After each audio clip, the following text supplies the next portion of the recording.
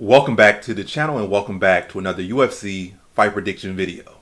In this video, I'll be predicting the full card of fights for Contender Series 2026 Week 1. Or should I just say, I'm saying UFC fight prediction. Is this a Contender Series prediction? So yeah, another Contender Series prediction video. The first Contender Series of 2026. But yeah, Contender Series 2026 Week 1. Adams versus Went, maybe. But either way, I'm giving a full card of prediction. So let's get into the first fight on the card. So we scroll on down. First fight we have in the middleweight division, we got John Kuniman versus Joe Cropshot. And how do I feel about this one right here is I'll go low confidence Joe Cropshot to beat John Kuniman. Kuniman's record is BS as BS can get, pretty much. You look at his record, trash. This guy like 8-2. You look at the guy's record completely this, I don't know what to say. This complete fake record. You know, probably real fights, but real with not being real. Might as well be WWE scripted fights. That a guy, he like 41-42 and looked 52, and that was his best win, and that was his last win. And a guy that was like a mediocre journeyman finished the same opponent in the same way in less time than Kuniman did. So Kuniman seems like a pretty one-dimensional fighter. For the most part, has not fought anyone, and the people he's fighting. It's not even no guy like, he lost to him, but that guy at least might be able to win a Burger King hat if he fought in a Burger King with a bunch of single moms in there. Maybe he'll be able to win the Burger King crown. Like, you can't even say that about not that single guy he beat. They all mediocre, beyond mediocre. Matter of fact, mediocre is a good thing. They're straight up trash, like beyond trash. That's like, there's no nice way of saying it. Like, everybody he's fought has been straight up trash. It's not like he has this decorated grappling background. Like, he was a D1. All-American wrestler, or he was a BJJ national, or the BJJ champion of Maryland, BJJ champion of California, or BJJ champion of Texas, or something like that. There's no great stand-up thing about his grappling. Like, it's nothing like that. Cropshot actually has a more extensive grappling background than him. Cropshot, his record's not the prettiest, and I don't think either of these guys can go on to have great UFC careers. But I think Cropshot, based on what he's done, should be to beat a guy like Kuniman. Cropshot, he has decent offensive wrestling. I think he has better submission skills. He obviously has more extensive grappling skills. He's been grappling, a pretty decent level for over 10 years. So, has put up some decent wins, and again, winning in competition. Like, whether it be like a little, he won in Nevada, Arizona, or whatever, like state. And he can maybe compete at a national level. Like, he's done that. Kuniman, we can't really see too much. Like, this guy like a one-dimensional skill set, seemingly grappling. Cropshot, like I said, he lost to some guys that have in Brundage and Orion Cozy. But at least he's fighting guys that are capable of being in the UFC and have earned their spot in the UFC. Like, Kasi did win his contender fight to get in the UFC. Brundage is still in the UFC. So it's like, and has one fight in the UFC. So he's fighting guys that are actually relevant. Like, whether you say he's not good or not, neither guy's good. None of these people involved are good. As far as to stick around the UFC and excel. Hey, maybe one of them will, but what I'm saying, I don't give either of them particularly how to sell them. But Cropshot at least has 4 guys that were on that trajectory, made it to the UFC. And he's fighting good guys. He just beat another guy, I think was undefeated. I'm not going to say the guy's going to be anything great, but I think that guy's at least a credible fighter, and he submitted him. He's fighting credible competitors, I'm going to say.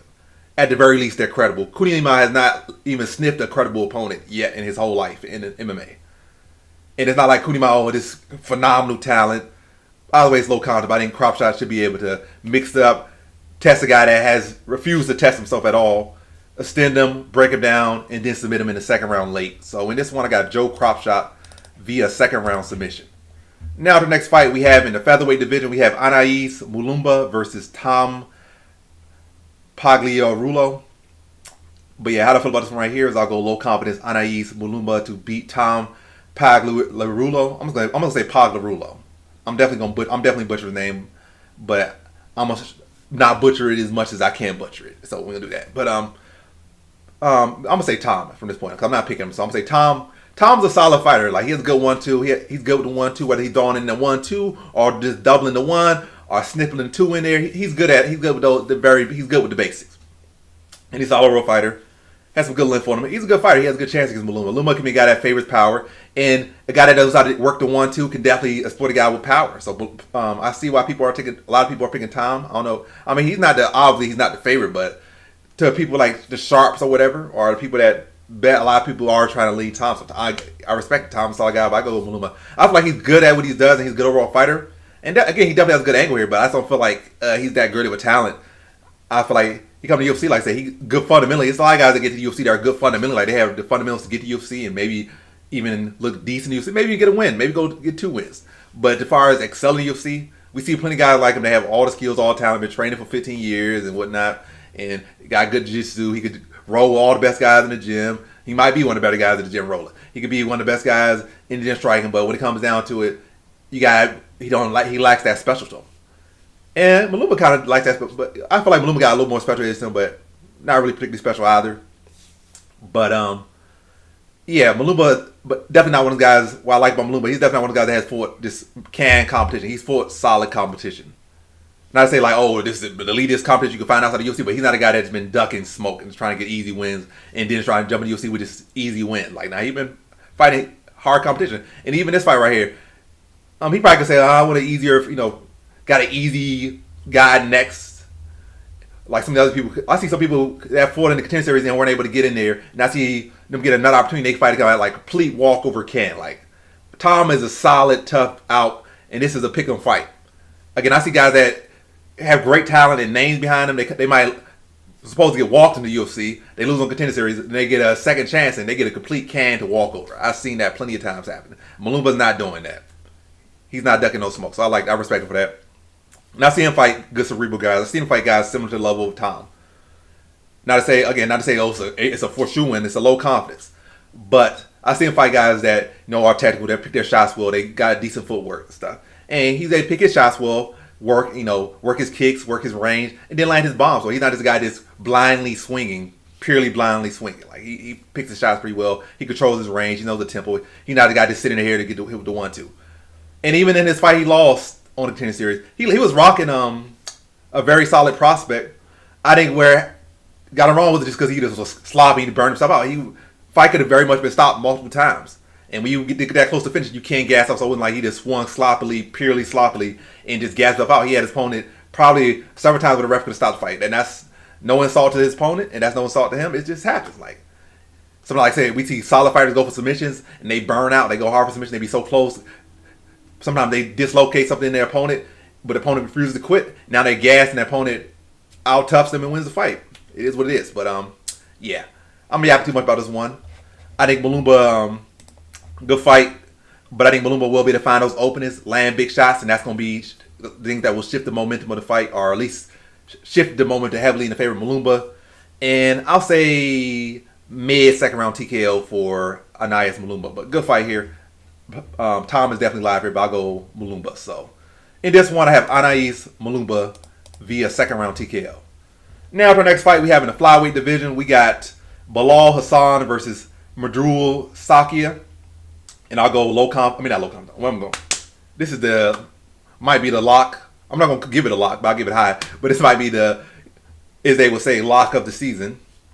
Already out the gate. But yeah, Belal Hassan versus Madrul Sakia. I'll go high confidence Belal Hassan to beat Madrul Sakia. Sakia's a solid talent, but Belal Hassan, they've been glazing this man up on forums in the news for a little minute. I even heard Dana White mention him like couple years back, like, oh, this guy's so good. Have you seen that kid Belal Hassan? So I've been hearing about this kid for a minute.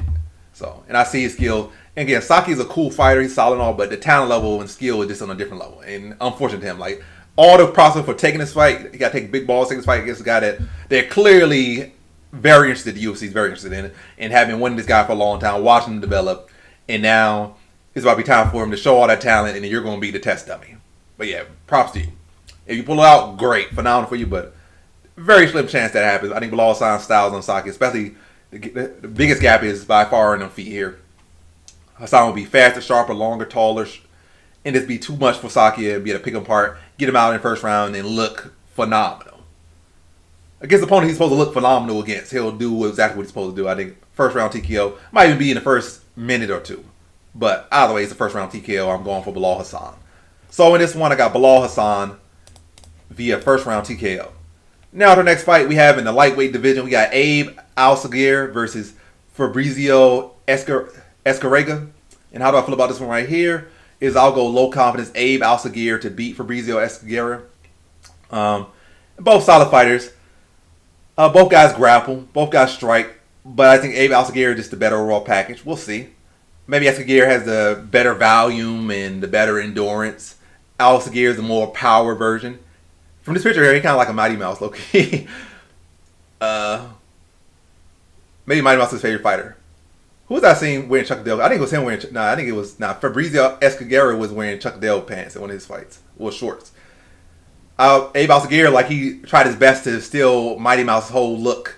But he don't fight nothing like Mighty Mouse. Well, yeah, he kind of more power. Mighty Mouse was never really too much power. This guy just kind of loads up, swings big shots.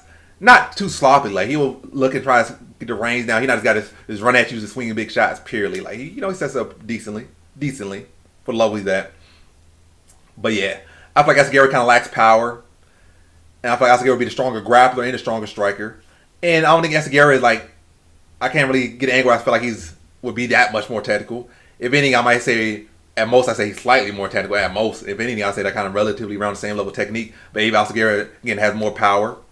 He's stronger. So, evenly matched fight, but Alagir is just the stronger striker. Physically, like, he goes harder, he hits harder. In the grappling, he's just a physically stronger man. And, yeah, I'll say like a second round TKO for Abe Alagir. I didn't give it a breakdown. So, a lot of second round TKOs, but it is what it is. I didn't give it a break Escarga down. And then the shots and the power. Get him to mat, wear on him, break him down, and then stop him late in the second round via submission. So, in this one, I have Abe Alagir via second round submission. Now to our main event, we have in the heavyweight division, we got Matt Adams versus Anthony Wint. And how do I feel about this one right here? I'll go low confidence Anthony Wint to beat Matt Adams. So you look at the pictures here. This guy got this HD, all sweaty, looking like a I don't know, mini Ngannou right here. Looking like, this muscle on muscle right here. Look at this guy like a fat GameStop employee or something. You're like, that's a lock. But it's one of these fights that Adam low-key could win, to be honest. Adams has more striking experience. Wins an explosive former college football player. And Adams might be able to, survive the early rush. Then, these football players be gassed out, all that muscle be tired.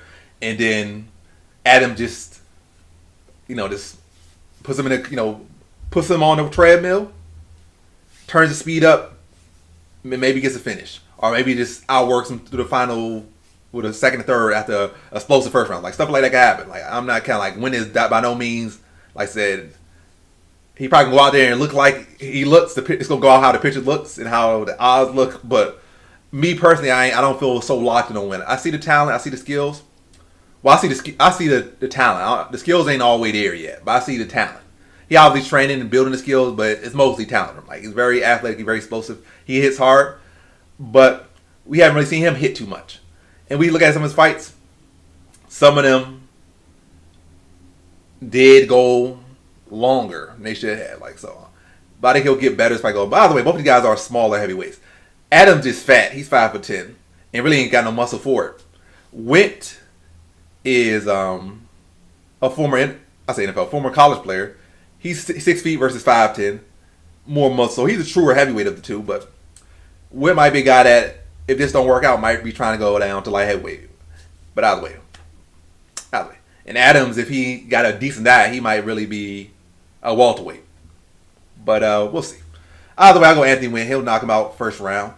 The most predictable outcome. But I, by no means, going to be like, oh, he's a lock. I'm going to put $5,000 on him. I'm not saying that for me. I'm not saying that for you. Wint should win. But I could definitely see angles where Adams pulls it off. And we have seen guys where, like, with Todd Duffy versus what's his name? The cop back then. Todd Duffy was out there swinging big shots, and then the cop just landed one little shot on his chin, and hit him with that little hit him with a little cupcake on after he was out cold, just on to add insult to injury. But yeah, we've seen where these big chisel guys go out there and lose to competitive eaters. We have seen that happen. But yeah, Adams definitely is live here. Don't think he's just a complete walker. He might look like it, but he does have a chance here. But I say Anthony Wint will go out there and make him look like a walkover. But again, he has a chance. But yeah. Either way, Adams, I don't think he's going to be a true UFC high level. I mean, I don't think he'll even make it in the UFC if he does get hit past it to even get a win in the UFC. He might get past Went, but as far as the UFC, I don't think he'll have the skills to even get a single win against anyone that's in the UFC roster. Went, I feel like he'll struggle to get wins in the UFC, but I can see him getting like a couple wins. But right now, based on what I'm saying, based on what I'm saying now, I don't see Went going in the UFC and excelling. Again, he's a smaller heavyweight, and yes, he's athletic and explosive. But you go up in the rankings very quickly in that weight class. There's guys that are taller, can deal with your football strength and explosiveness, and got way more skill and way more size. Maybe not as muscle, but they got way more size. Like they might be like 6'3", 6'4". They know how to do a jab, they know how to move, avoid a big shot, crack you.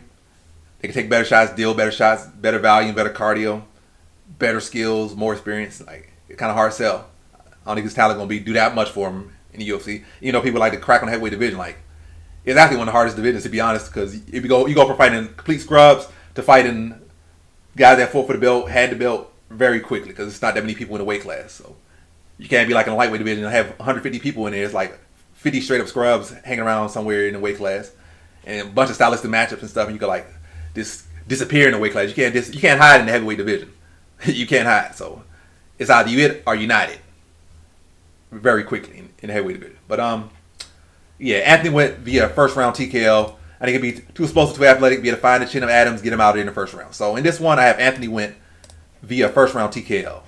And so that concludes my fight predictions for the full card of fights for Contender Series 2026 Week 1. Thanks for watching. Like, comment, subscribe, and come back for more videos. Peace.